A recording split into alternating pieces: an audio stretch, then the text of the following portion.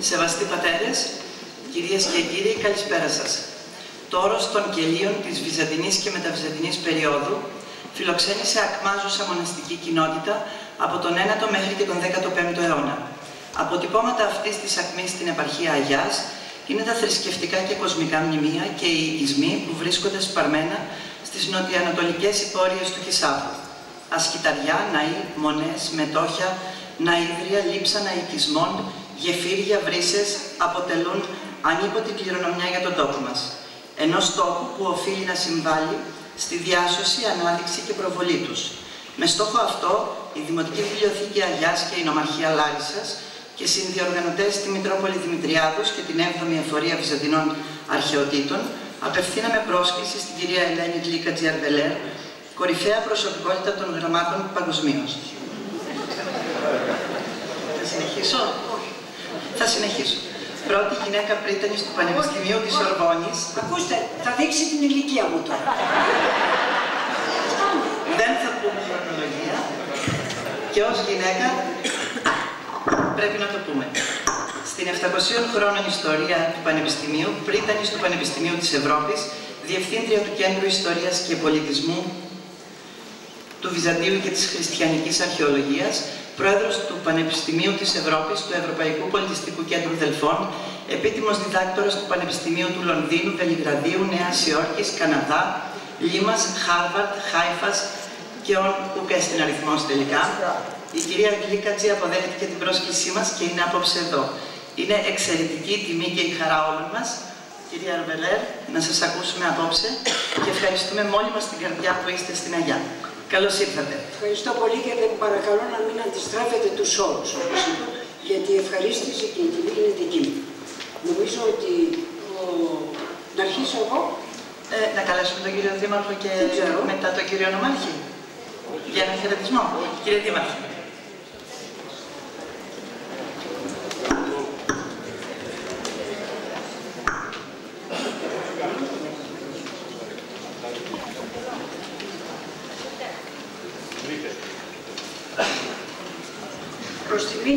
Προς στιγμή με βλέπετε και δεν σας βλέπω. Προτιμώ να σας βλέπω. Αν είναι δυνατόν να έχουμε φως και δεν σας βλέπω. Παρακαλώ κύριε Γρήβα. Φως στα καθίσματα. Κυρία Αρβελέρ, καλησπέρα σας. Με αυτά που είπατε, αν και γιατρός άρχισαν να έχουν ταχυκαρδίες. Με το διάσου που έχετε εδώ. Πανασιολογιότατε, σεβαστοί πατέρες, κύριε Νομάρχα και εκπρόσωποι της Στρατιωτικής Αρχής, πρόεδροι συλλόγου φορέων, κυρίες και κύριοι. Κατοικούμε σε έναν τόπο πρικισμένο με εξαιρετικά φυσικό κάλος και ομορφιά. Έστω αν και συχνά δεν το συνοδοποιούμε με χαρά και ικανοποίηση. Κατοικούμε σε έναν τόπο κατάσπαρτο από εξαιρετικά μνημεία του Βυζαντινού και μεταβυζαντινού παρελθόντος, έστω και αν δεν το γνωρίζουμε επαρκώς. Ή αν δεν κάνουμε αρκετά πράγματα στον τομέα αυτό, ίσως και επειδή αγνοούμε τη σημασία και τη σημαντική τους. Ένας άνθρωπος, ίσως ο πιο κατάλληλος, που θα μπορούσε να μας μιλήσει για τη σημασία των βυζαντινών μας μνημείων, των μοναστηριών του όρος κελίων της επαρχίας Αγιάς, είναι η παγκόσμια αναγνώριση βυζαντινολόγος και λατινέας πρίτανης του Πανεπιστημίου της Σορβόνης, κυρία Ελένη Γλίκατζη Αρβελέρ. Είναι μεγάλη η τιμή να την έχουμε σήμερα ανάμεσά μας και να την ακούσουμε. Την ευχαριστούμε για τον κόπο και την τιμή που μας κάνει σήμερα. Την Αγιά με τα μνημεία και τους θησαυρούς της αξίζει να την προσέξουμε περισσότερο. Ας ζητάμε από την πολιτεία να μας προσέξει. Αφού προηγουμένως οι αγιώτες γίνουμε γνώστες και φορείς του μεγάλου πολιτιστικού φορτίου που φέρει ο τόπος μας. Θα άξιζε να αναφέρω μόνο ένα. Να προσπαθήσουμε όλοι οι φορείς με πλήρη επίγνωση του θησαυρού μας για την δημιουργία στην Αγιά πρότυπου Μουσείου Βυζαντινών Εικόνων και Κυμελίων.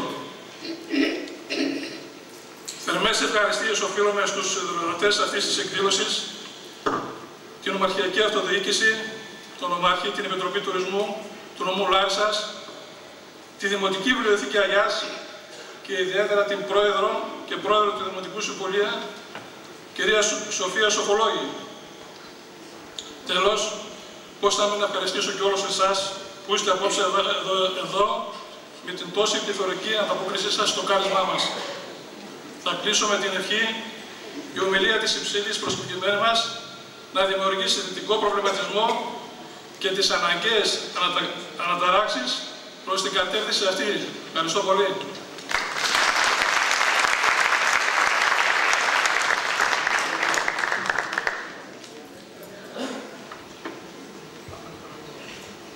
Γεύση Αγιάς. Την ξέρετε ασφαλώς.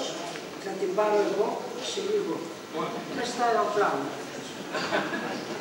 Ευχαριστώ πολύ.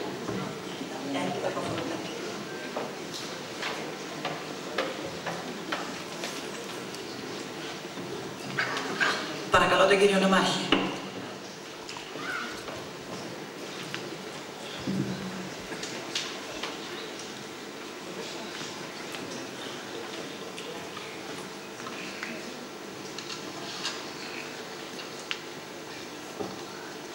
Κύριε Πριτάνη,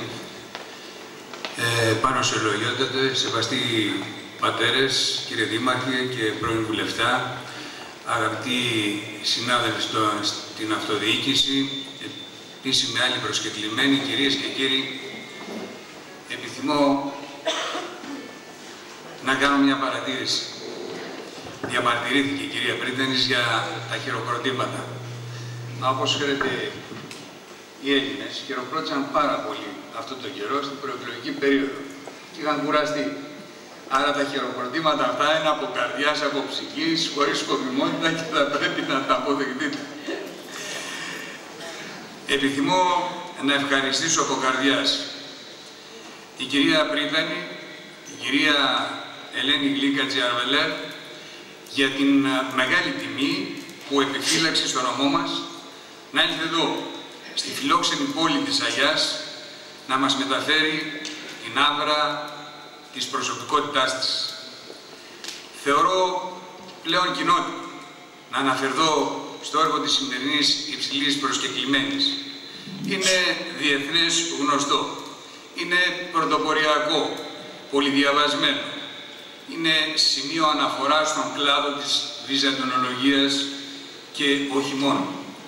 Κατά συνέπεια, το μόνο που θα μπορούσε να απευθύνει κανείς προς την κυρία Πρίτανη είναι ένα μεγάλο ευχαριστώ για την προσφορά της στα γράμματα, για την προβολή μιας εικόνας της Ελλάδας στο εξωτερικό που κάνει περήφανες τις νέες γενιές των Ελλήνων και ακόμη για τη συμβολή της στην ιστορική αποκατάσταση του Βυζαντίου, μιας έννοιας που στη Δύση επιχειρήθηκε να παρουσιαστεί αφελώς και γενικευμένα, θα έλεγα, ως μια εποχή σκοταδισμού και δυσδαιμονίας περίπου ως μεσαίωνας της Ελλάδας.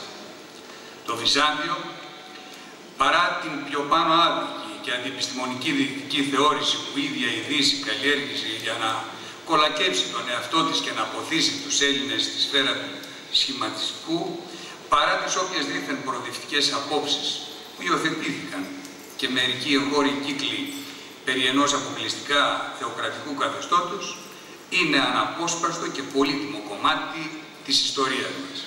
Κυρίως είναι παρόν, βρίσκεται ανάμεσά μας.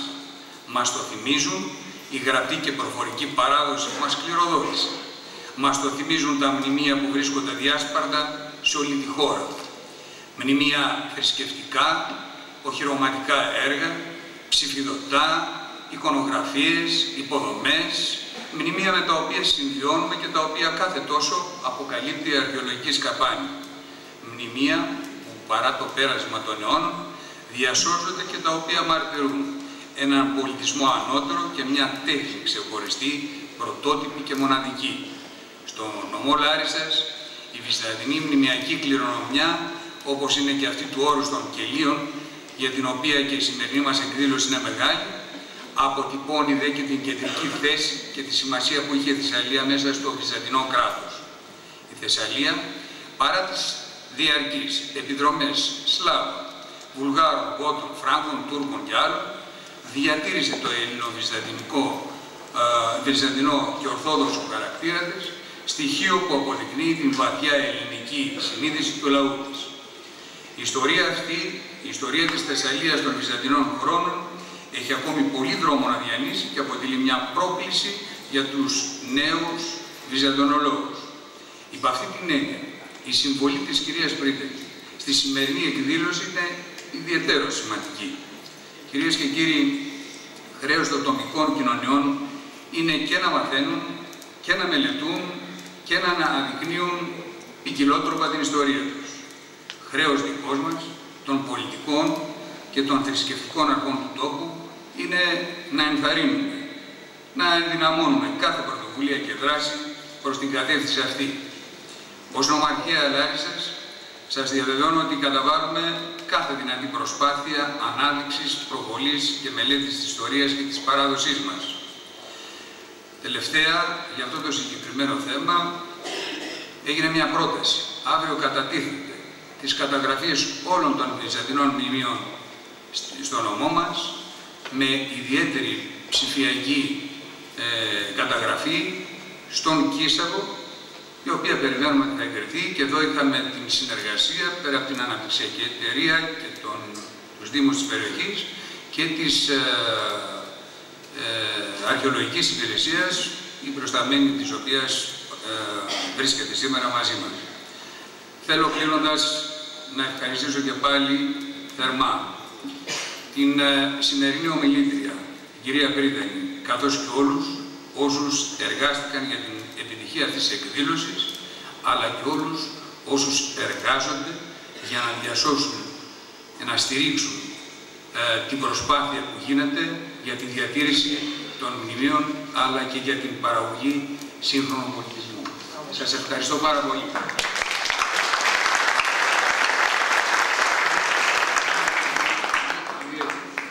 Θα μου επιτρέψετε όμως, πέρα από την γεύση Αγιά στην οποία παίρνετε και θα πάρετε και θα σας συνοδεύει, να συνοδεύει και ένα ταξίδι μέσα από το φακό του έμνησου του Τάκη Πλούβα, ασπρόμαυρο φακό, που καταγράφει την ιστορία της περιοχής μας τα τελευταία 50 χρόνια.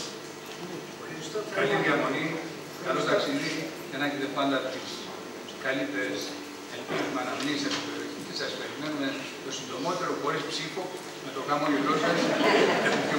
Ευχαριστώ πάρα πολύ.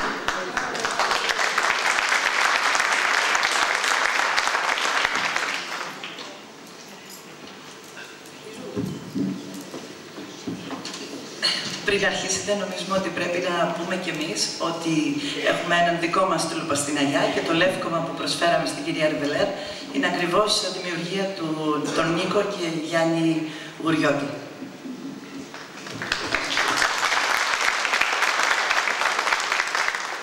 Θα μου επιτρέψετε να αρχίσω κατά τον βυζαντινό τρόπο, χαιρετώντας πρώτα την Εκκλησία. Μετά από την Εκκλησία βλέπω τον Πανοσυλλογιότατο, τον ευχαριστώ θερμά και τον παρακαλώ να μεταβιβάσει τα σέβη μου στον Μητροπολίτη. Θα ευχαριστήσω την πολιτεία, στο πρόσωπο βεβαίως του Νομάρχη, ευχαριστώντας τον για τα λόγια που είπε, και θα μου επιτρέψει, μια και είναι καλός βυζαντινολόγος, να έχω μια μικρή συζήτηση μαζί του πριν αρχίσω το θέμα για την Αγιά. Γιατί έθιξε ένα από τα σπουδαιότερα προβλήματα, κατά τη γνώμη μου, τι είναι το Βυζάντιο για μας, για τους ξένους, και τι έπρεπε να είναι και τι θα είναι αν κάνουμε τη δουλειά μας καθώς πρέπει. Αλλά πάνω απ' όλα θα ευχαριστήσω βεβαίως τον Δήμαρχο, ο οποίος είναι ο οικοδεσπότης και είχε την καλοσύνη μαζί με την Σοφία, δεν θα την πω την Σοφολογιοτάτη, θα μπορούσα να την πω έτσι, να με καλέσουν, και απάντησα με πολύ μεγάλη ευχαρίστηση στην πρόσκληση της φίλης Σοφίας. Κύριε Νομάρχα, μιλήσατε για το Βυζάντιο και είπατε πράγματα που... Αλλά ας πω δύο λόγια πρώτα για τη Σοφία, όταν άρχισε το βιογραφικό μου. Είναι μεγάλο το βιογραφικό μου, γι' αυτό αν θέλετε να με παρουσιάσετε εύκολα με δύο λέξεις, είναι δασκάλα και μάνα. Είναι τα δύο πράγματα που έχω κάνει στη ζωή. Είναι η αλήθεια, είναι τα δύο πράγματα που μένουν. Όλα όλα τα άλλα, λέει πρόεδρος του τάδε, γεννήθηκα πρόεδρος που λέει και η κόρη μου, πάει αυτό. Λοιπόν, οπότε, και αν ακούω καμιά φορά όλα αυτά που λένε για μένα, θυμάμαι ένα αμερικάνικο ανέκδοτο, με συγχωρείτε θα σας το πω, είναι λίγο μακάβριο. Λέει, είναι ένας επώνυμος, ο οποίος περνάει στην άλλη ζωή και αρχίζουν όλοι. Ήταν αυτό, ήταν το άλλο, εξαίσιος, καταπληκτικός, αληθινός, πραγματικός κτλ. Και η χείρα του δίνει μια σκουτιά στο γιο τους και του λέει πήγαινε να δεις αν δεν έχουν κάνει λάθος το φέρετο.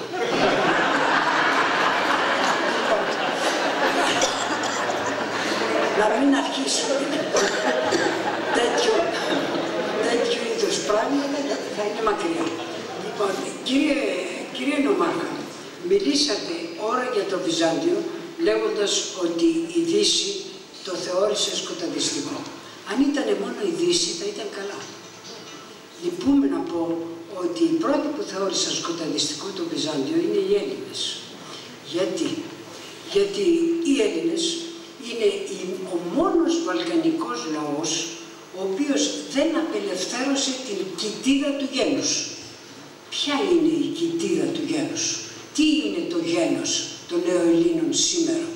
Είναι γλώσσα και ορθοδοξία. Γλώσσα ελληνική και ορθοδοξία. Η μεν γλώσσα ελληνική μπορεί μεν να είναι χιλιετιών κατόρθωμα, αλλά αν δεν υπήρχε η μετάφραση των 70 και τα εκκλησιαστικά κείμενα, τα οποία είναι βυζαντινής καταγωγής, η γλώσσα την οποία μιλάμε σήμερα δεν θα ήταν αυτή που είναι. Η διάσωση λοιπόν της γλώσσας είναι οπωσδήποτε ένα φαινόμενο που πέρασε μέσα από μια αυτοκρατορία 1000 ετών, όπως ήταν το Βυζάντιο, αλλά κυρίως τι άλλο είναι ο ελληνικός λαός σήμερα? Γλώσσα και ορθοδοξία. Από ποιον έχει επεξεργαστεί αυτή η ορθοδοξία το τριαδικό δόγμα? Μόνο από τις 6 πρώτες Οικουμενικές Συνόδους, οι οποίες και οι 6 έλαβαν χώρα πρώτα μετά πρόσκληση των Βυζαντινών Αυτοκρατόρων και ύστερα σε χώρες και σε πόλεις οι οποίες ήταν πόλεις της Βυζαντινής Αυτοκρατορίας. Μιλώ για την εποχή όπου ο Αριανισμός ήθελε τον Χριστό να είναι μεθύστερος του πατρός, εφόσον ήταν Υιός και ο πατήρ έπρεπε να είναι πρώτος, πρώτη και δευτέρα Οικουμενική Σύνοδος, η οποία επεξεργάστηκε, το πιστεύω, και το ομοούσιο όπως ξέρετε. Μιλώ για την αίρεση μέσα σε εισαγωγικά των μονοφυσιτών, οι οποίοι ήθελαν ο Χριστός να είναι μόνο Θεός. Μιλώ για την αίρεση των Ιστριανών, οι οποίοι ήθελαν ο Θεός να είναι μόνο ο Χριστός, να είναι μόνο άνθρωπος. Οι μεν να λένε την Παναγία Χριστοτόκο, οι δε άλλοι να τη λένε Θεοτόκο.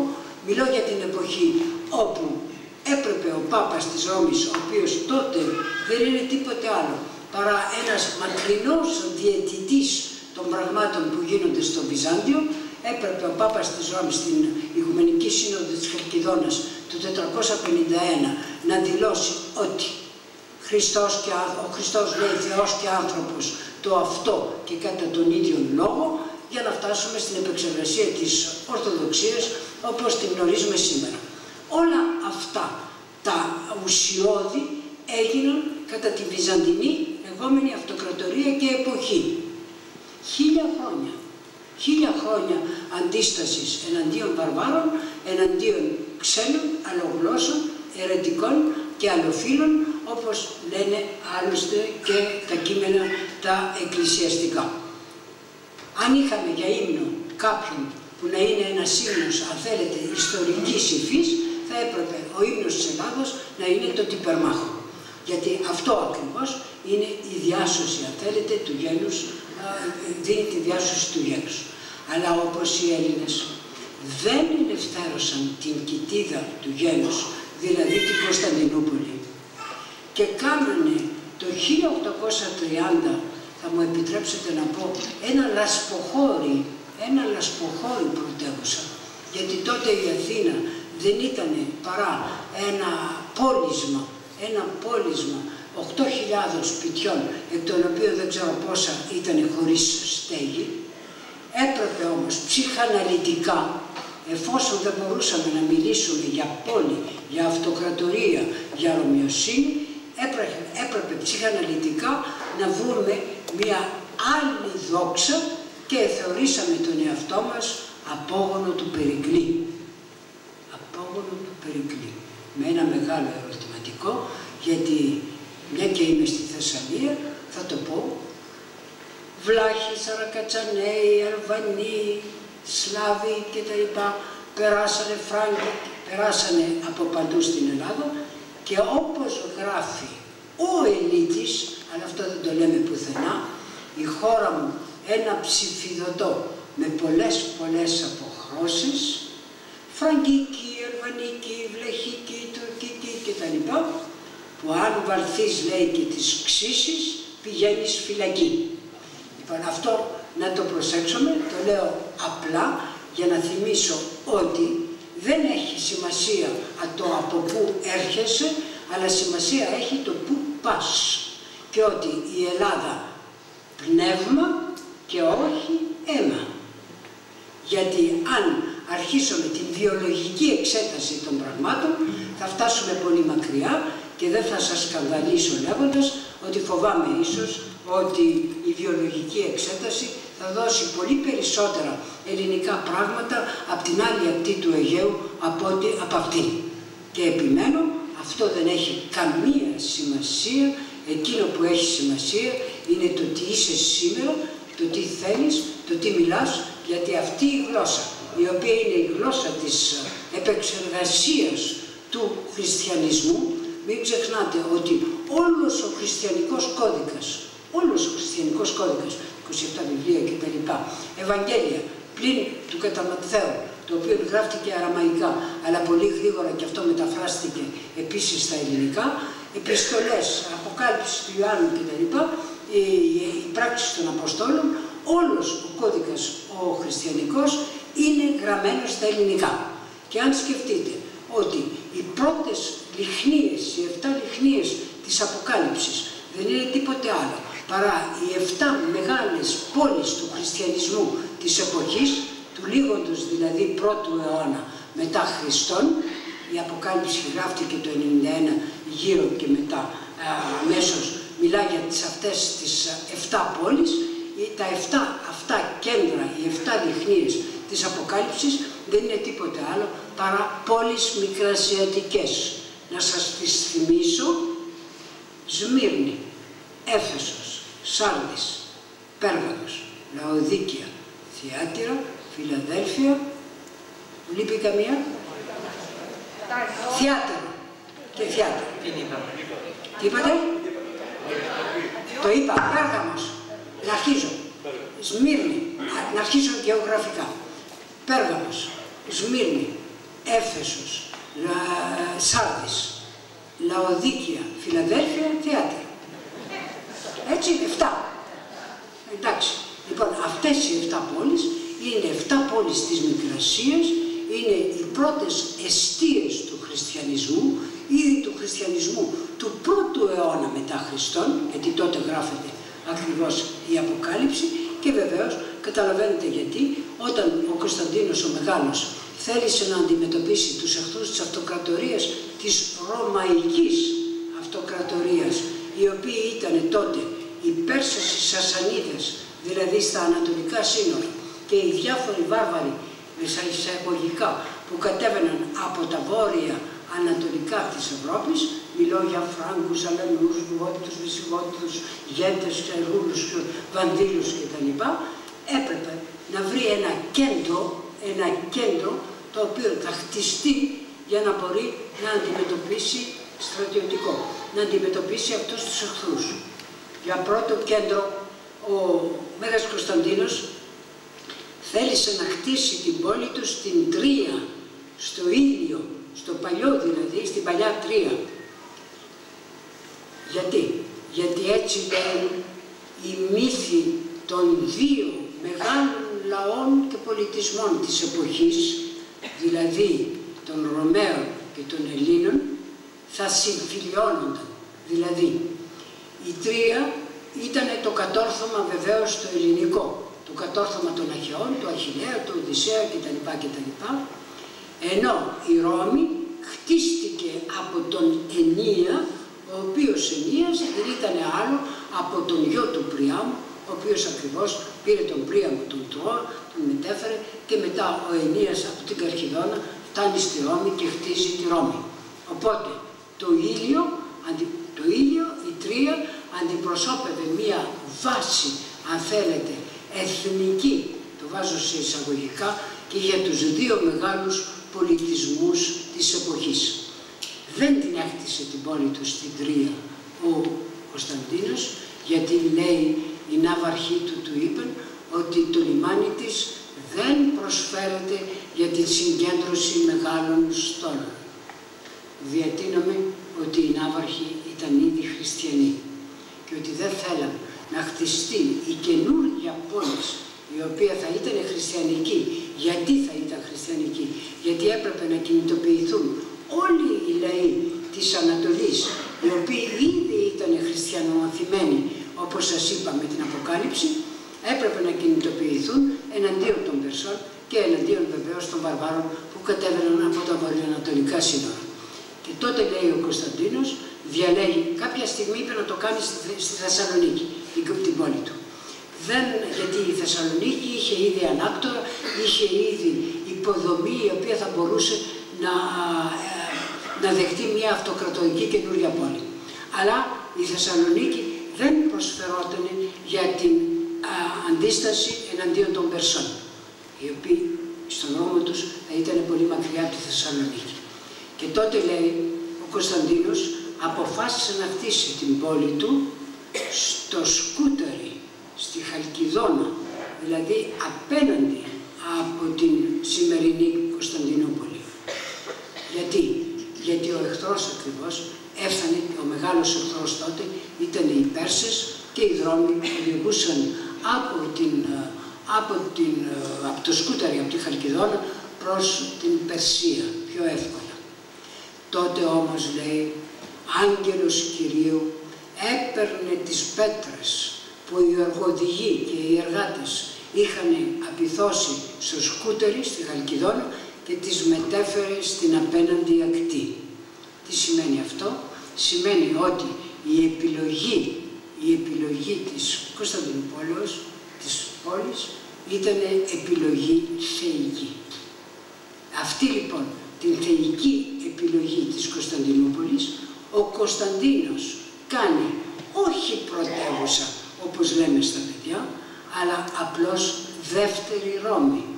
Δηλαδή, της δίνει και έπαρχο, της δίνει τα ίδια δικαιώματα, χωρίς όμως να μεταφέρει την πρωτεύουσά του από την Ρώμη. Γιατί η αρχή τότε ήταν η Ρώμα Mobilis, δηλαδή η Ρώμη είναι κινητή. Τι θα πει αυτό? Ότι η Ρώμη υπάρχει εκεί που είναι ο αυτοκράτορας. Όπου και να είναι ο αυτοκράτορας, εκεί είναι και Ρώμη. Και πρέπει να πούμε ότι ο Κωνσταντίνος δεν άφησε την παλιά Ρώμη για να πάει στην Κωνσταντινούπολη, δεν την άφησε, παρόλα όσα λέμε, και εδώ θα σκανδαλίσω ίσως τους ιερωμένους πάνω απ' όλα, άλλωστε δεν είναι καθόλου σίγουρο αν ο Κωνσταντίνος βαφτίστηκε ποτέ και έγινε χριστιανός. Δεν έχει καμία σημασία, γιατί ο Κωνσταντίνος είναι αυτός ο οποίος με το διάταγμα του Μεντιολάνου το 312-13 βάζει τον χριστιανισμό στη Ρώμη ως ίσια αξία με τις άλλες θρησκείες, δηλαδή με την ειδωλολατρία, με την Ίσιδα, με την Κιβέλη κτλ. Και το 325 ο Κωνσταντίνος καλεί την πρώτη Οικουμενική Σύνοδο στην Νίκαια με τους 318 θεοφόρους πατέρες για να ακριβώς μελετήσουν το πρόβλημα του αρείου, του αριανισμού, όπως είπα αρχίζοντας. Πώς καλεί σύνοδο χωρίς να είναι χριστιανός? Είναι αυτοκράτορας. Ο αυτοκράτορας καλεί πάντοτε τη σύνοδο και άλλωστε στον τίτλο που φέρει στην Οικουμενική Σύνοδο ο Κωνσταντίνος έχει έναν τίτλο περίεργο. Ο τίτλος λέγεται «Επίσκοπος των έξω». Δηλαδή ο ο αυτοκράτορας εμφανίζεται σαν να ήταν ο επίσκοπος αυτών που δεν είναι χριστιανοί.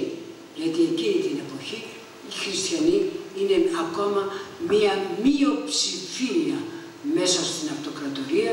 Η ειδωλολατρική σκέψη θα συνεχιστεί και η ειδωλολατρική θρησκεία μέχρι τον 7ο σχεδόν αιώνα, όπου ο Ιουστινιανός πριν τον 6ο κάπως θα κλείσει την σχολή των Αθηνών, όπου διδασκόταν τα θέματα τα φιλοσοφικά της ειδωλολατρίας, και θα κάνει και τον τελευταίο διωγμό εναντίον των ειδωλολατρών.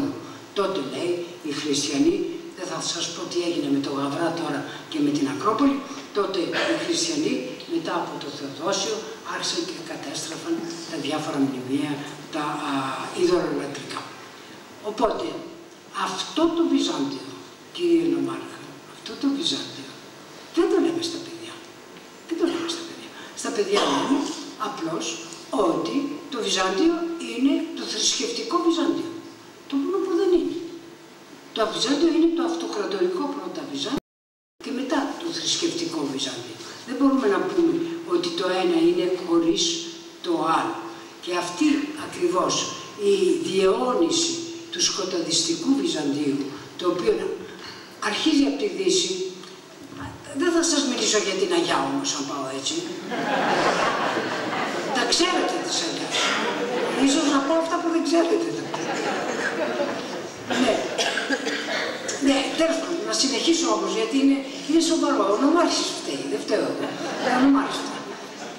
Όταν ο Κωνσταντίνος χτίζει την Κωνσταντινούπολη, τη χτίζει χριστιανική. Δηλαδή, χτίζει ναούς χριστιανικούς και η Αγία Σοφιά, η πρώτη Αγία Σοφιά, είναι ίδρυμα του Μεγάλου Κωνσταντίνου. Η πρώτη, η μικρή Αγία Σοφιά. Και λένε τώρα οι Δυτικοί, ότι άφησε, λέει, τη Ρώμη ο Κωνσταντίνος φεύγοντας για την Κωνσταντινούπολη, άφησε τη Ρώμη κληρονομιά στον Πάπα Σίλβεστρο. Δηλαδή η Ρώμη από τότε γίνεται μικρό κράτος, βλέπε Βατικανό, καταλάβατε, γίνεται κράτος το οποίο θα έχει στρατό, ασφάλεια κτλ. Υπό τον Πάπα. Το έγγραφο αυτό, το περίφημο η Κωνσταντίνιος Δωρεά, όπως λέγεται, είναι ένα νόθο έγγραφο. Ουδέποτε ο Κωνσταντίνος άφησε την Ρώμη στον Σίλβεστρο, ουδέποτε ο Κωνσταντίνος άφησε τη Ρώμη, ήταν πάντοτε εκεί και η πρωτεύουσά του. Η Κωνσταντινούπολη λέγεται δεύτερη ή ετέρα Ρώμη, λέγεται δεύτερη ή ετέρα Σιών και Ιερουσαλήμ, δηλαδή θρησκεία και αυτοκρατορία μαζί, όπως λέω, αλλά ποτέ η Κωνσταντινούπολη δεν ονομάστηκε Νέα Αθήνα. Γιατί ακριβώς η Αθήνα ήταν η έκφραση όλης της ειδωλολατρίας, και τότε ακριβώς γράφει ο Ιωάννης ο Χρυσόστομος, όπως ξέρετε ασφαλώς, που του Πλάτωνος ο τύφος, που των Αθηνών η υπερηφάνεια κτλ. Και τότε, όπως ξέρετε, λίγα χρόνια μετά, στους χαιρετισμούς, τους οποίους ακούτε όλοι, ελπίζω, την Παρασκευή, στους τρίτους χαιρετισμούς θα ακούσετε «Χαίρε η τασπλοκάς των Αθηναίων διασπόσα». Χαίρε, η Θεοτόκο δηλαδή, «Χαίρε εσύ Θεοτόκος, ή των Αθηναίων τασπλοκάς ο διασπόσα».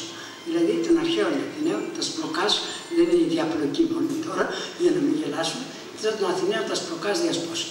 Αυτά για να σας πω ότι το Βυζάντιο μένει το άγνωστο Βυζάντιο.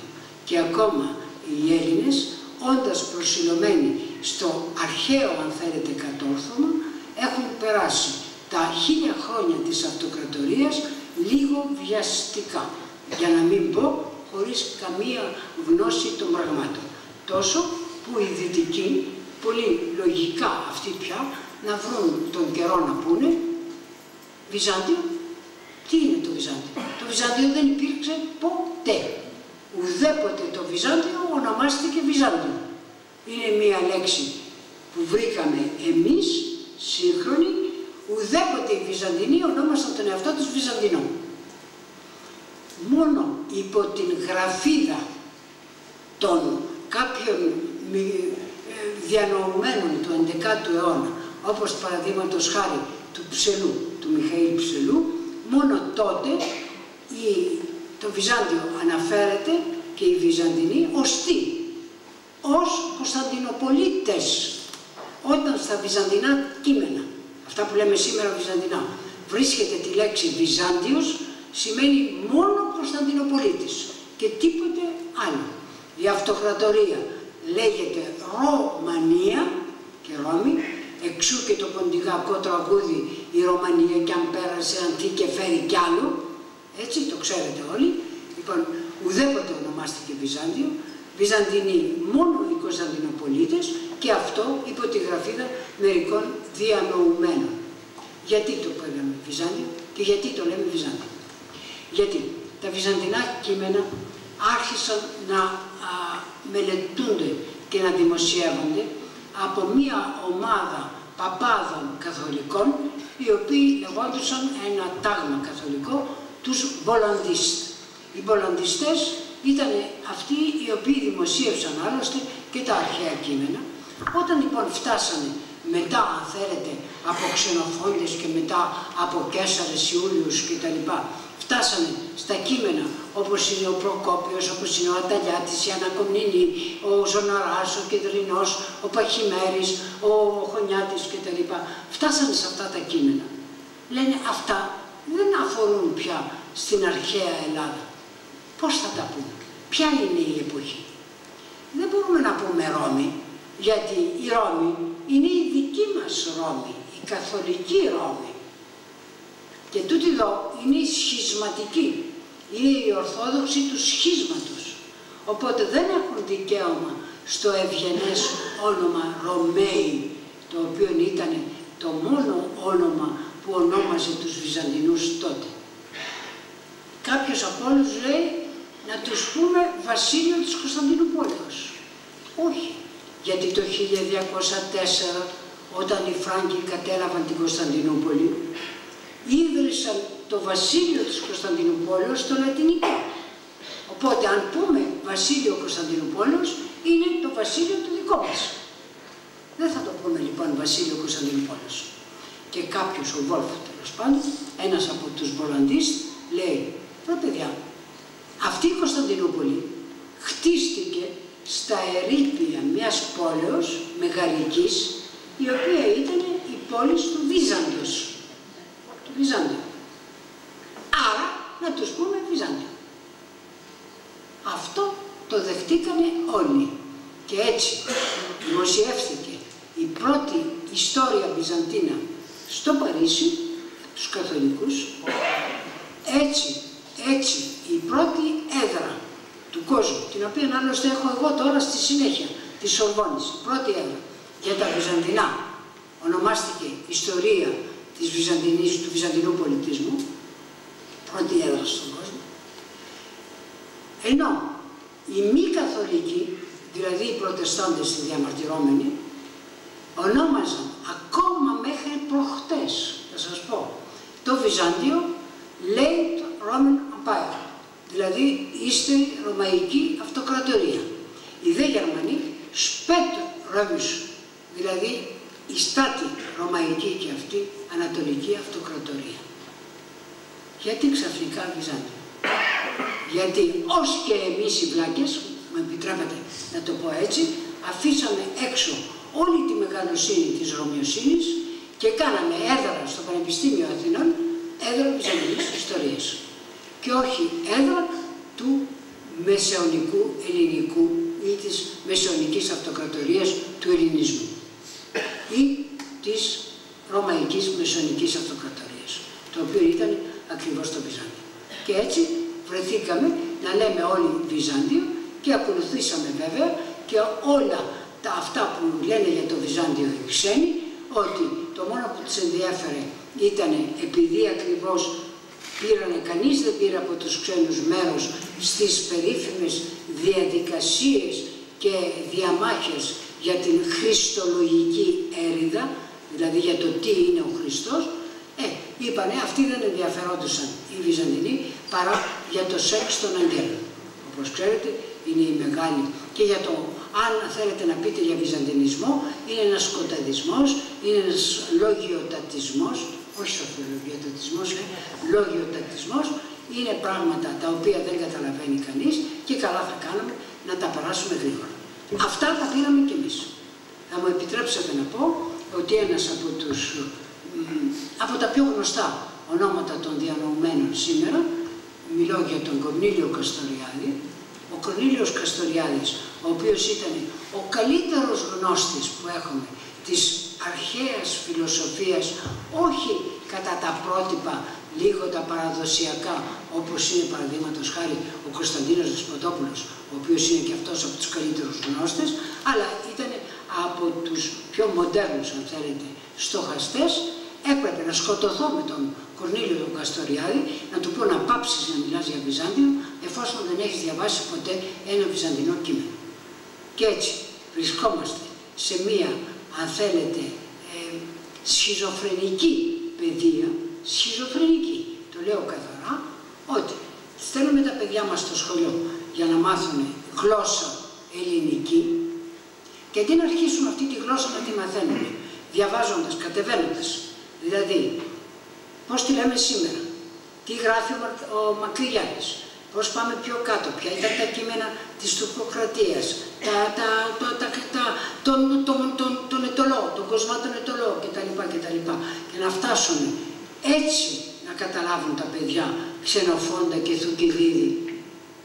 Τους στείλουμε αμέσως στα βαθιά νερά να διαβάσουν Ιώμηνο, να διαβάσουν Αντιγόνη, Σοφοκλή κτλ. Ποιος ξέρει σήμερα τα ελληνικά που μπορεί να διαβάσει αυτά τα κείμενα χωρίς να έχει κάποιο βοήθημα συνέχεια δίπλα του. Στέλνουμε τα παιδιά μας γι' αυτό. Και όταν πάτε στο θέατρο και βλέπετε όλους τους αρχαίους Σοφοκλίδες, Εσχύλους, Ευρυπίδες κτλ. Να παίζονται, οι περισσότεροι, τώρα εδώ θα με σκοτώσουν όλοι αν τα ακούσουν, οι περισσότεροι είναι μεταφρασμένοι από τα γαλλικά, από τα γερμανικά, από τα εγγλέζικα, γιατί οι Άγγλοι, οι Γάλλοι και οι Γερμανοί ξέρουν καλύτερα αρχαία ελληνικά από εμάς. Λοιπόν, αυτά βέβαια, αν τα πεις στα παιδιά, αρχίζουν και φωνάζουν και αν τα πω και στους δασκάλους, γίνονται ακόμα χειρότεροι. Αλλά οπωσδήποτε, μαθαίνουν στα σχολεία τα αρχαία, αν τα μάθουν, γυρνάνε σπίτι και ακούνε ο μπαμπάς Παναγιώτης, η μάνα Βασιλική, δεν ξέρω τι, οι εικόνες όλες βυζαντινές, οι λειτουργίες βυζαντινές, το τυπερμάχο, οι προσευχές, οτιδήποτε, και δεν ξέρουν ούτε ένα βυζαντινό κείμενο. Ούτε ένα. Δεν διδάσκεται ούτε ένα βυζαντινό κείμενο στα σχολεία μας. Αν υπάρχει κάποιος και έχουν αλλάξει τα πράγματα, επειδή υπάρχουν μέσα δάσκαλοι που με χαιρέτησαν, τους παρακαλώ πολύ να μου τα πούνε. Λοιπόν, καταλαβαίνετε ότι τώρα τι να σας πω για την Αγιά. Να σας πω πράγματα που ξέρετε. Να σας τα πω. Λοιπόν, για την Αγιά. Δεν έχω όρεξη να πω για την Αγιά τώρα. Μου επιτρέψετε. Όχι, γιατί είναι πράγματα τα οποία ξέρετε τόσο καλύτερα από μένα, που δεν χρειάζεται. Πάντως, θα τα πω. Για τη Θεσσαλία, για την ιστορία της Θεσσαλίας, όπως είπε και ο νομάρχης και ο δήμαρχος, υπάρχει τη Βυζαντινή εννοώ, έτσι, υπάρχει ένα βιβλίο βασικότατο της Άννας Αβραμέα. Η Βυζαντινή Θεσσαλία, το βιβλίο της Άννας Αβραμέα είναι τελειωτικό. Υπάρχουν βέβαια και άλλα, υπάρχουν όπως και ο Γιάννης ο Κορδάτος έχει γράψει, έχουν γράψει ο Ζωσιμάς ο Ευγενίτης, ο Μητιάδης ο Δάδας κτλ. Ενώ σταματώ μόνο στην Άννα την Αβραμέα. Για την Αγιά. Ξέρετε ότι πώς γράφεται και γιατί με γιώτα και γιατί με ύψιλον και γιώτα, γιατί με ύψιλον γιώτα, τι σημαίνει κτλ. Νομίζω ότι το πρόβλημα είναι λυμένο λίγο σήμερα, ότι οπωσδήποτε η λέξη ήταν με ύψιλον και γιώτα πρώτα και σήμαινε το πέρασμα. Γιατί ήταν ακριβώς το πέρασμα ανάμεσα στα δύο βουνά, μεταξύ του Ποινίου και της Όσας. Τέλος πάντων, αυτά είναι πράγματα τα οποία άλλωστε και δεν έχουν και μεγάλη σημασία. Οπωσδήποτε, το όνομα Αγιά τώρα έγινε Αγιά. Δηλαδή, κάτι θυμίζει από την αγιοσύνη. Και αυτό το όνομα, σε συνδυασμό με τον γειτονικό όρος των κελίων, μιλώ βέβαια για τα κελία που ξέρετε στις υπόρειες της Σώσας, που αναφέρεται ήδη από την Άννα Κομνηνή. Και γιατί αναφέρεται από την Άννα Κομνηνή? Το 1083, όταν ο πατέρας της κατέβηκε για να υπερασπιστεί το κράτος εναντίον των Νορμανδών του Γισκάρου, ο οποίος φτάνει μέχρι τη Λάρισα, όταν κατεβαίνει, εκεί περνάει, λέει, από το όρος κελίων κτλ. Και πρέπει να πω ότι στη Λάρισα, για πρώτη φορά στην περιοχή Λάρισσας, βρίσκεται εκεί ένας από τους αξιωματικούς της Αυτοκρατορίας, ο οποίος βοηθάει τον Αλέξιο Κομνηνό εναντίον των Νορμανδών. Είμαστε στο 1081-82, έτσι, 82-83. Τον βοηθάει, είναι ο Λέων Κεφαλάς. Και όπως η Αυτοκρατορία τότε έχει γίνει ένα στένωμα μονάχα, γιατί από την Ανατολή έχουν φτάσει οι Σελτζούκοι Τούρκοι και από τη Δύση οι Νορμανδοί, και δεν μένει παρά ένα μικρό μέρος ελεύθερο, τόσο που ο Πατριάρχης Αντιοχίας γράφει στον Αλέξιο, τώρα λέει ποιο είναι το κράτος σου? Το κράτος σου είναι η Κωνσταντινούπολη, από την Χρυσή Πύλη μέχρι τον Βουκολέοντα. Δηλαδή, σαν να λέγαμε, όταν μπαίνεις στην Αγιά και βγαίνεις από την Αγιά, αυτό είναι λίγο το κράτος σου. Τότε ήταν έτσι. Όπως λοιπόν ο Αλέξιος δεν έχει να πληρώσει χρήματα στο στρατό του, στον Λέοντα τον Κεφαλά, ο οποίος έχει υπερασπιστεί την περιοχή της Λαρίσης. Άλλωστε ο Αλέξιος είχε πάρει όλη την περιουσία της Εκκλησίας για να την κάνει χρήματα, για να την κάνει νομίσματα και να πληρώσει το στρατό του. Όπως λοιπόν δεν έχει τη δυνατότητα την οικονομική, του δίνει το φορολογικό προνόμιο επάνω στην περιοχή Λαρίσης. Τι θα πει αυτό? Θα πει ότι οι γεωργοί, οι κτηματίες που δουλεύαν εδώ, αντί να δώσουν τους φόρους στο κράτος, τους πληρώναν σε αυτόν τον κύριο, ο οποίος ήταν ο στρατιωτικός διοικητής της περιοχής. Και αυτό το σύστημα ονομάστηκε πρόνοια. Είναι το περίφημο βυζαντινό προνοιακό σύστημα, οπότε ο πρώτος προνοιάριος προνομιούχος είναι ο Λέων Κεφαλάς, είναι δηλαδή αυτός της Λάρισσας, και άλλωστε, σας λέω, είναι την εποχή που η Άννα Κομνηνή μιλάει για τα κελία. Έλεγα όμως ότι από τη μία μεριά η Αγιά, από την άλλη τα κελία, από την άλλη ο Αγιόκαμος, από την άλλη η Σκήτη, δίπλα λίγο παρακάτω η Χάρμενα, η οποία σλαβικά, όπως ξέρετε, σημαίνει εκκλησία. Όλα αυτά δείχνουν μία περιοχή με μεγάλη εκκλησιαστική και μοναστηριακή παρουσία. Άλλωστε, τα ξέρουμε πολύ καλύτερα από μένα, πόσες εκατοντάδες μονές υπάρχουν σε αυτή την περιοχή. Μελετήθηκαν από πρώτης γραμμής μελετητές, δεν θα σας αναφέρω, τους ξέρετε όλους, μελέτησαν το Μεταξοχώριο, τους Νερομήλους, την Αμυγδαλή κτλ. Όλες τις εκκλησίες αυτές. Και βεβαίως μελέτησαν και την Δεσίαινη, δηλαδή τη Βυζαντινή Βέσσενα. Γιατί σταματώ στη Βέσσενα? Γιατί η Βέσσενα, που ακούει σήμερα στο όνομα Αετόλοφος, είναι μια γνωστή επισκοπή Λαρίσης ήδη από την αρχή του 11ου αιώνα και συνεχίζει να είναι επισκοπή Λαρίσης τον 12ο, τον 13ο αιώνα.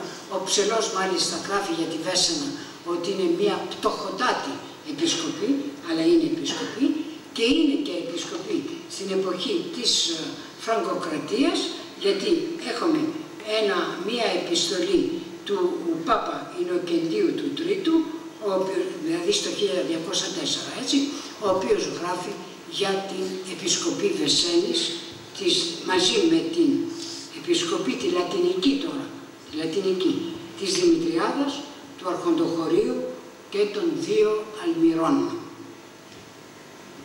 Οπωσδήποτε όμως, η έκρηθμη κατάσταση η οποία δημιουργήθηκε με τα γεγονότα του 1204, δηλαδή με την πτώση της πόλης στα χέρια των των Τούρκων και των Φράγκων. Και μετά, τον 14ο αιώνα, όταν αρχίζουν και οι Τούρκοι πια να εμφανίζονται στην περιοχή, τότε έχουμε ένα πατριαρχικό συγκύριο του 1371, το οποίο μιλάει για τη Μητρόπολη Λάρισσας και το οποίο λέει, στη Μητρόπολη, λέει αυτή, στο Μητροπολίτη της, ανήκουν ένα σωρό επισκοπές, οι οποίες αρτίως δια τας πλοίους υποβαρβάρης τελήν και αλλοφίλης έθνεση, δηλαδή έχουν κατακτηθεί από βαρβάρους, οι επίσκοποι δεν αναγνωρίζουν τον Μητροπολίτη και δεν του δίνουν το κανονικό, δεν του δίνουν τα δικαιώματά του κτλ. Και μεταξύ αυτών των αντιθάσεων, αν θέλετε, επισκοπών, αναφέρεται και η Βέσσενα. Οπότε έχουμε στην περιοχή εδώ της Αγιάς μία αντίθαση, αν θέλετε, εκκλησιαστική επισκοπή. Επιπλέον, το συγκύριο του 1371 μιλάει, ο Μητροπολίτης άλλωστε της Λαρίσης εκείνη την εποχή είναι και αντιπρόεδρος, δηλαδή αντιπροσωπεύει και το Μητροπολίτη της Σύδης της Μικράς Ασίας, γιατί η Μικρά Ασία βρίσκεται εκείνη την εποχή από τους Τούρκους. Το συγκύριο λοιπόν αυτό μας δείχνει ότι την φραγκική κατάκτηση διαδέχτηκαν ένα σωρό άλλες έκρηθμες καταστάσεις, μεταξύ των οποίων ήταν και η περιοχή, όπως λέω, και η εγκατάσταση των αλβανικών, των βλαχικών ομάδων και η Οθωμανική προώθηση. Δεν θα μιλήσω πολύ για τα ιστορικά πράγματα της Αγιάς, γιατί τα ξέρετε ίσως καλύτερα από μένα. Στο μόνο που θα σταθώ είναι ότι στην πολιτικο-στρατιωτική τώρα διοίκηση της περιοχής έχουμε μία, οπωσδήποτε ανήκει αυτή η περιοχή στο θέμα Ελλάδος, θέμα όπως ξέρετε είναι η επαρχία στα Βυζαντινά πράγματα. Θέμα Ελλάδος, θέμα Μακεδονίας, τώρα θα σας κάνω να γελάσετε. Όταν ήταν το περίφημο μακεδονικό πρόβλημα, η μεγάλη ιστορία, μου τηλεφωνάει στο Παρίσι ο Θόδωρος του Κωνσταντίνου Καραμαλή. Μου λέει, κυρία Αρβελέρ, ο πρόεδρος θέλει να σας μιλήσει. Λέω, πες του πρόεδρο Θόδωρα μου ότι έχω μάθημα και βιάζομαι. Μια λέξη μου λέει θα σας πει, μια λέξη θα σας πει, μια λέξη. Καλά, λέω, δώστε. Έρχεται ο Καραμαλής στο τηλέφωνο, μου λέει, Ελένη, τι ήταν η Μακεδονία στο Βυζάντιο? Θέμα του λέω, κύριε πρόεδρε. Μη μου λες αχλαμάρες, θέμα είναι τώρα.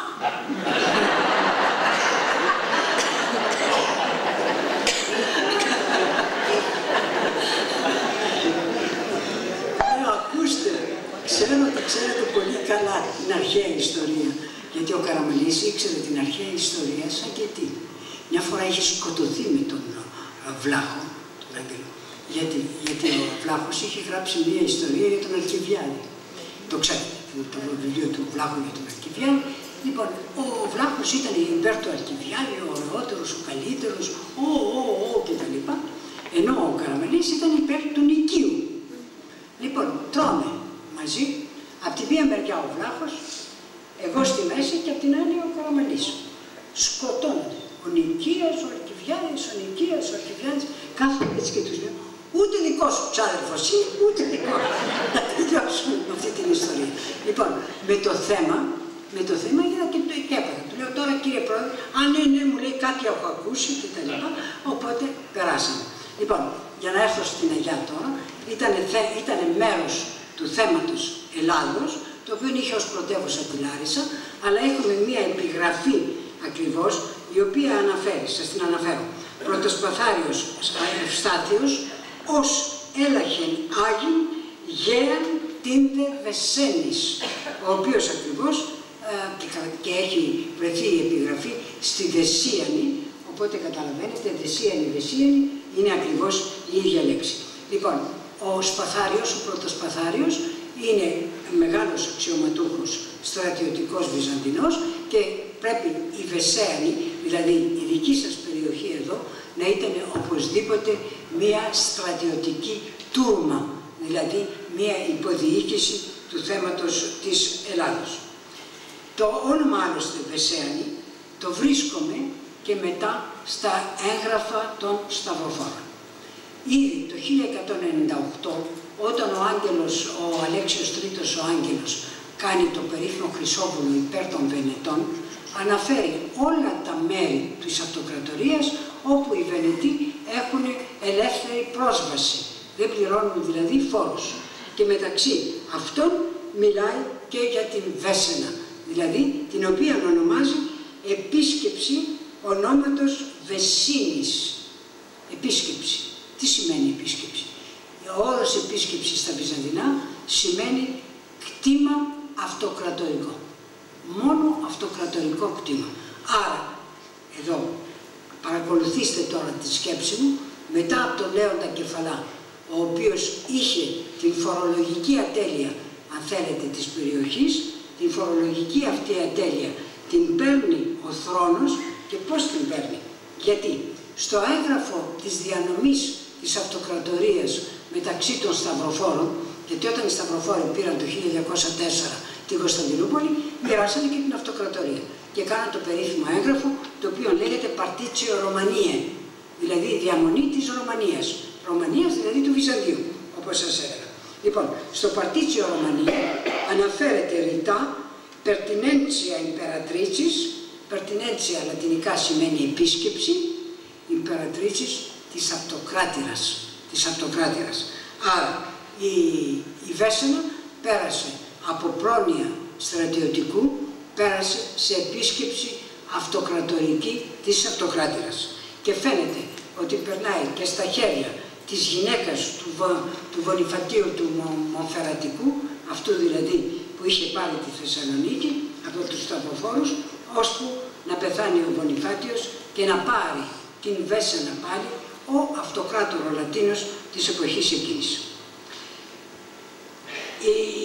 Στη Βέσσενα οπωσδήποτε, με τη Βέσσενα αναφέρονται στο έγγραφο της Παρτίτσιο επίσης το Γρεβενικό, τα Φάρσαλα, οι δύο Αλμυροί, η Δημητριάδα και ο Δομοκός, οι οποίες είναι όλες περιοχές που ανήκουν στον αυτοκράτορο. Δηλαδή κατά κάποιο τρόπο βρισκόμαστε σε μια αυτοκρατορική, αν θέλετε, περίοδο και σε μια αυτοκρατορική περιοχή. Δεν θα σταθώ σε αυτά. Θα πω μονάχα δύο λόγια για γεγονότα που τον απόϊχό τους τον βρίσκουμε μέχρι σήμερα. Δηλαδή δεν θα μιλήσω ούτε για γότους, ούτε για ηγέτες, βυσσιγότους, κουτριγούρους, ούρους κτλ. Αλλά όταν, όπως γράφει ο Προκόπιος, η Θεσσαλία λέει ήταν ξέφραγο αμπέλι, θα λέγαμε, αφύλακτος.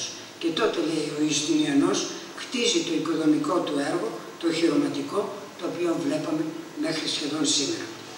Πρώτη εγκατάσταση στη Θεσσαλία, τελειωτική όμως, είναι των Σλάβων.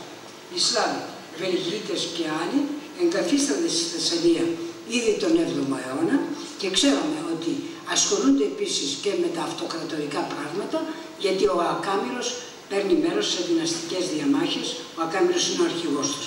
Και επιπλέον ξέρουμε ότι είναι τελείως εκβυζαντινισμένοι.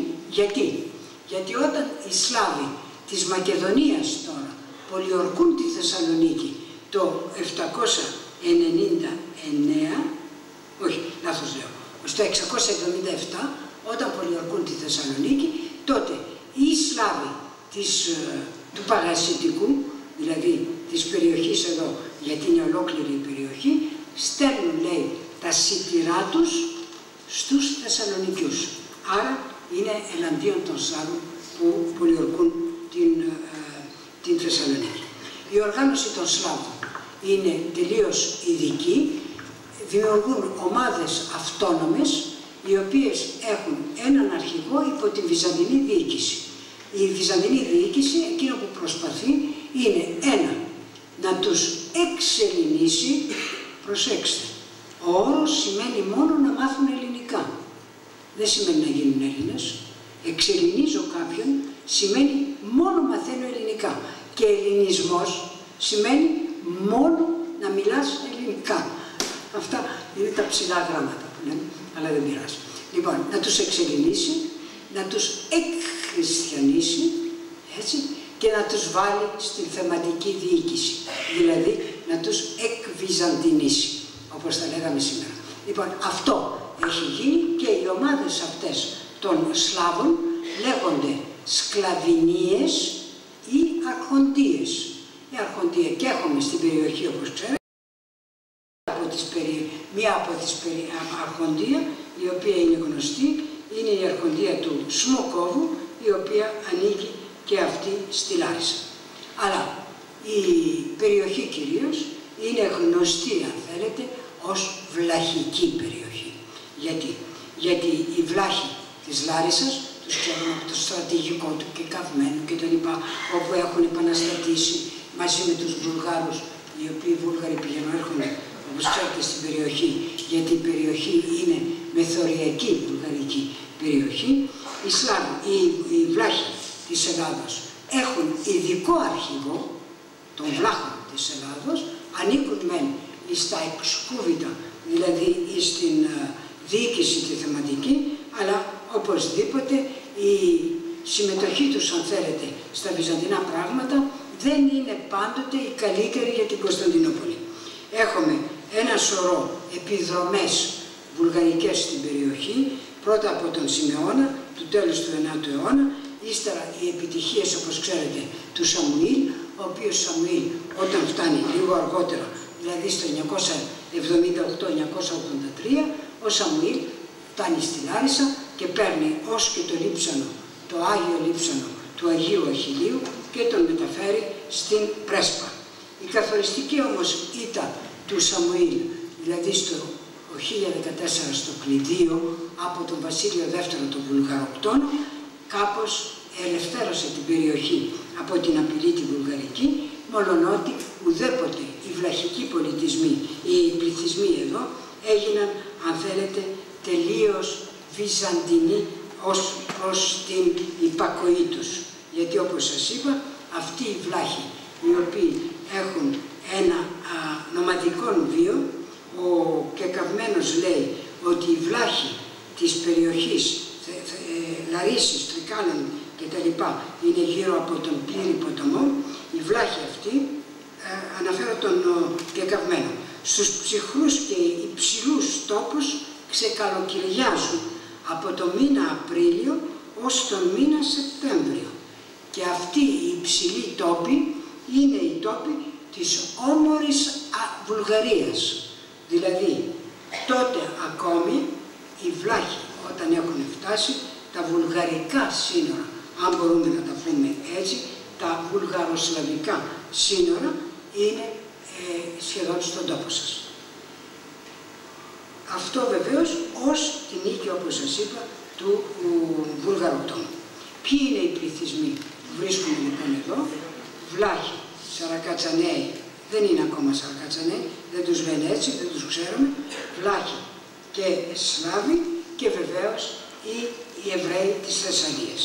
Οι Εβραίοι της Θεσσαλίας είναι πολυπληθέστατοι, κυρίως στις πόλεις. Έχουμε τον πρώτο απολογισμό των εβραϊκών πόλεων από τον Βενιαμίν της Τουδέλης, ο οποίος γράφει στο 1166 και ο οποίος για πρώτη φορά χρησιμοποιεί τον όρο βλαχία για όλη τη Θεσσαλία. Για όλη τη Θεσσαλία.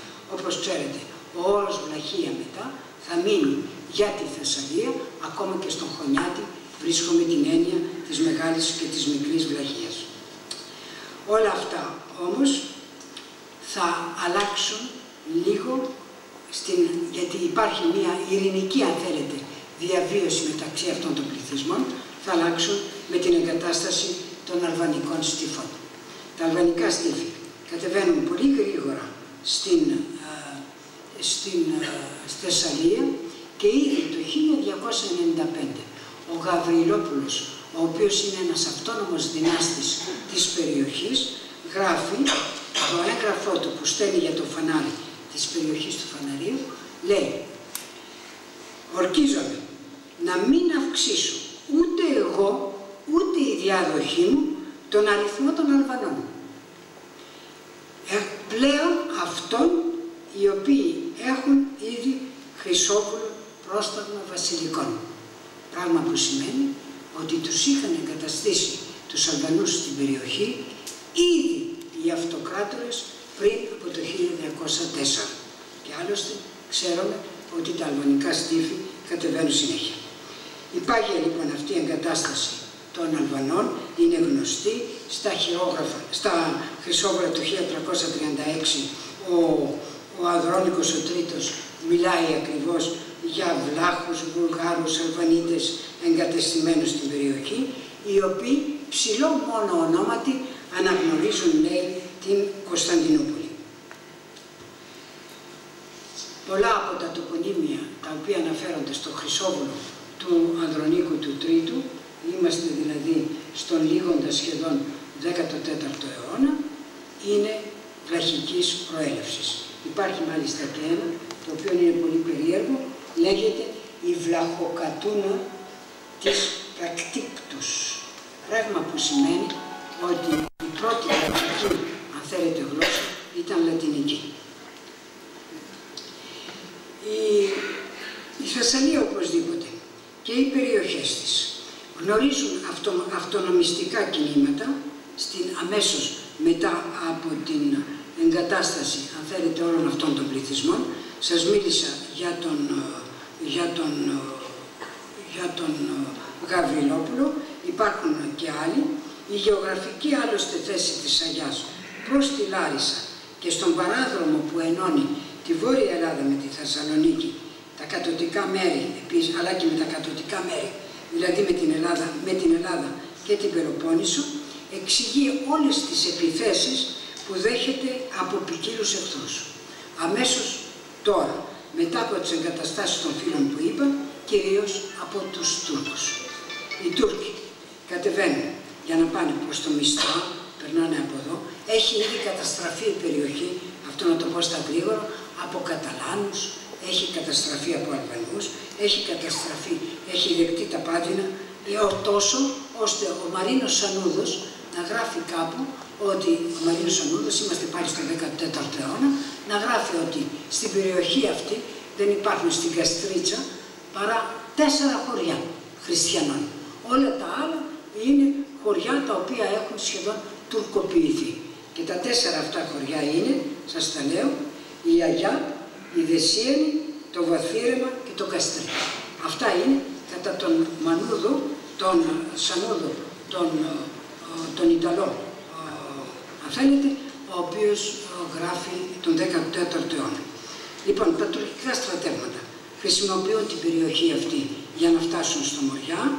Άλλωστε έχουν εγκαταστήσει εδώ ένα σωρό Τουρκομάνους, οπότε Βλάχοι, Σλάβοι, Τουρκομάνοι και τα λοιπά, Αλβανοί, να τα πάρουμε. Έτσι, οι οποίοι με τον καιρό και αυτοί, όπως ξέρετε, θα εκχριστιανιστούν τόσο που από την περιοχή αυτή να προέρχεται, όπως ξέρετε, και ο Πατριάρχης Καλλίνικος, από τη Ζαγορά άλλωστε, ο οποίος όμως Πατριάρχης Καλλίνικος αναφέρει τα αλβανικά μπουλούκια, όπως λένε, τα οποία κάνουν τις επιδρομές εναντίον της περιοχής, μαζί με λίστοσημωρίτες Έλληνες. Αναφέρονται επιδρομές το 1757, το 59, το 65, το 66, ώσπου οι κάτοικοι της περιοχής να ζητήσουν από τον Σουλτάνο τώρα να αναθέσει σε ντόπιους μουσουλμάνους τη φύλαξη και όχι στα αλβανικά στρατεύματα τα μουσουλμανικά. Γιατί τα αλβανικά στρατεύματα, οι Αλβανίτες, ήταν αυτοί οι οποίοι κλέβαν και σκοτώναν. Στα δεινά αυτά επέρχεται και η Σιτοδία του 1779, η οποία ανάγκασε, λέει, τους κατοίκους της περιοχής όχι μόνο να πουλήσουν τα άρματά τους, αλλά και τα παιδιά τους. Από τα δεινά αυτά υπέφερε η Αγιά, η οποία τότε διεπάγει, όπως γράφει ο Κούμας, από τους ληστές και διασκορπίστηκαν οι πληθυσμοί της. Ήταν τότε Κομμόπολης με 250 σπίτια. περιηγητές πολλοί περνάνε στη Λάρισα, κατά τα χρόνια της τουρκοκρατίας. Στα μετέωρα ξέρουμε και από τη Λάρισα κτλ. Οι περιηγητές αυτοί δεν ασχολούνται, ο Λίκ και οι άλλοι, δεν ασχολούνται παρά με την οικονομία της περιοχής, με την δραστηριότητα ακριβώς της βαφικής τέχνης, των βαρβακερών υφασμάτων, την ύφανση, το φυτιλό, αυτά τα ξέρετε καλύτερα από μένα, τα μετάξια και όλα αυτά. Τη δραστηριότητα αυτή την οποία έχει μελετήσει, όπως ξέρετε, πολύ καλά ο Αγραφιώτης, μελετώντας άλλωστε και τις συντεχνίες οι οποίες ήταν οργανωμένες στην περιοχή σας και οι οποίες φαίνεται ότι θα ήταν και πιο παλιές από ότι και αυτές των αμπελακίων. Τώρα αυτά δεν είναι δική μου η εποχή, δεν μπορώ να προχωρήσω περισσότερο, θα πω μονάχα ότι φαίνεται και αυτό το δέχονται όλοι οι περιηγητές, ότι η περιοχή αυτή είχε μία ειδική μεταχείριση από τους Τούρκους, οι οποίοι έδωσαν προνόμια στην περιοχή, λέγεται, της Μαγνησίας γενικά, αλλά με πολύ ευρύτερη ακτίνα. Και τότε ίσως γι' αυτό να γράφει, τώρα εδώ τα ξέρετε καλύτερα από μένα, και ο Φιλιππίδης και ο Κωνσταντάς, ότι δυστυχώς αυτοί οι αγραφιώτες που είναι σε τόσο ωραία θέση και έχουν τόσα ωραία προνόμια δεν αξίζουν τίποτα, γιατί σκοτώνονται μεταξύ τους. Και γράφει, λέει, όταν θα διαβάσουν οι αγραφιώτες τον παρόντα λόγο, ας μη θυμώσουν, με συγχωρείτε, οι αγιώτες, έτσι, όταν θα διαβάσουν οι αγιώτες τον παρόντα λόγο, ας μη θυμώσουν, αλλά ας πασχίσουν να εξαλείψουν το πράγμα από πάνω τους, τη διχοστασία δηλαδή. Και τότε θα λέγονται προκομμένοι και άξιοι του τόπου που κατοικούν. Τώρα εγώ να πω, τελειώνοντας, ας μην θυμώσουμε με τον Φιλιππίδη, ούτε με τον Κωνσταντά, που άλλωστε ομολογούν ότι γράφουν εξακοής. Δεν πήγαν οι ίδιοι, δεν επισκέφτηκε ο Φιλιππίδης την Αγιά. Ας τους συγχωρήσουμε λοιπόν και αυτούς και τους πληροφορητές τους που ζουν την εποχή όπου ο Λίσταρχος Πανός λιμέριαζε στα κονάκια της Στάνης του Σαρακατσάνου τώρα Λάζου της περιφέρειας της Αγιάς. Για πρώτη φορά το όνομα Σαρακατσάνος εμφανίζεται τότε. Να συγκρατήσουμε μόνο ότι όπως μαθαίνουμε από τα έγγραφα του Μεχμέτ Αλή του έτους 1874, οι Σαρακατσάνοι είναι μέρος του πληθυσμού της Αγιάς. Κατεβαίνουν στα Φάρσαλα και στην Αγιά με τα κοπάδια τους και τον χειμώνα και κατά τον Πασά της Θεσσαλίας τροφοδοτούν και κρύβουν τους ληστές. Γι' αυτό άλλωστε ο Μεχμέτ Αλής θέλει να εκτοπίσει τους σκηνίτες, δηλαδή τους νομάδες Σαρακατσαναίους, μακριά στον Δούναβη. Θέλει να τους στείλει στον Δούναβη. Και προτρέπει μάλιστα την τότε ελληνική κυβέρνηση να μην τους επιτρέψει να μείνωσει περί τα ελληνικά μεθόρια. Δεν κάνω τίποτε άλλο παρά να αντιγράφω το έγγραφο του Μεχμέτ Αλή.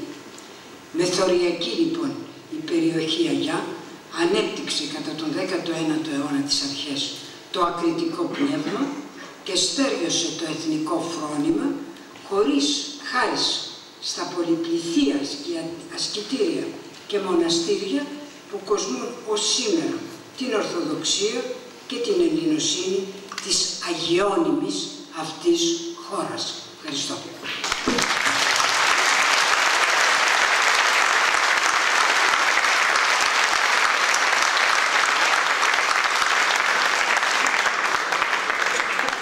Μπορεί κυρία Αρβελέα. Με συγχωρήσετε, πρέπει να φύγω αμέσως. Γιατί φεύγω για την Αθήνα αυτή τη στιγμή. Λοιπόν, όπως ο δρόμος δεν είναι κοντινός, όπως φεύγω την επομένη για το Παρίσι, θα ήθελα να είχαμε μία κουβέντα, αλλά νομίζω ότι πραγματικά θα την κάνω λίγο δύσκολα και 2 ερωτήσεις μονάχα θέλετε. Ευχαριστώ πολύ. Κυρία Αρβελέα, συγγνώμη κύριε Νομάρχα, Μπορεί οι δύο συγγραφείς εξακοής να έγραψαν όσα έγραψαν για τους Αγιώτες. Εσείς οι δύο όμως σήμερα νομίζω ότι μας γνωρίσατε λιγάκι και σας καλούμε να ξανάρθετε να μας γνωρίσετε περισσότερο μια άλλη φορά και να μείνετε περισσότερο. Θα μείνω στο Ξενώνα, ο οποίος είναι ένα ωραιότατο κτίσμα πέτρινο, όπως αυτά που βλέπαμε πια στο Μέτσοβο. Ευχαριστώ πολύ. Ευχαριστούμε που ήρθατε. Παρακαλώ τον πατέρα Μάξιμο, εκπρόσωπο του Μητροπολίτη Δημητριάδος, ο οποίος δεν μπόρεσε να έρθει απόψε, βρίσκεται στην Αθήνα. Δεν έχασε τίποτα. Δεν έχασε γιατί σας ξέρει και σας έχει ακούσει πολλές φορές. Εγώ να ευχαριστήσω από την πλευρά του Σεβασμιωτάτου, ο οποίος βρίσκεται στην Αθήνα λόγω της ιεραρχίας και έχει υποχρεώσεις εκεί, και να μεταφέρω τις ευχές του και τις ευλογίες του, και φέρνοντας και μία μικρή ευλογία μέσα εδώ στην τσάντα αυτή, που βρίσκεται ένας επαιτειακός τόπος για τα 10 χρόνια της παρουσίας του εδώ στην Μητρόπολη Δημητριάδος. Καλό ταξίδι και ευλογημένο να είναι. Να είστε καλά.